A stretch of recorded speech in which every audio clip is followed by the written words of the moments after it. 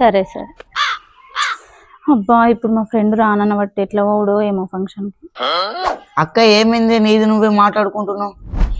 ఏం లేదురా, మా ఫ్రెండ్ది శ్రీమంతం ఉంది, పోదామంటూ ఓళ్ళు సోపట్లేరురా. అయ్యో అక్క, మరి ఇప్పుడు ఎట్లనే?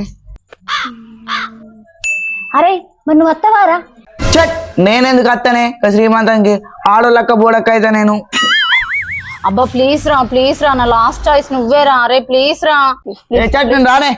ప్లీజ్ రా 500 ఇస్తారా?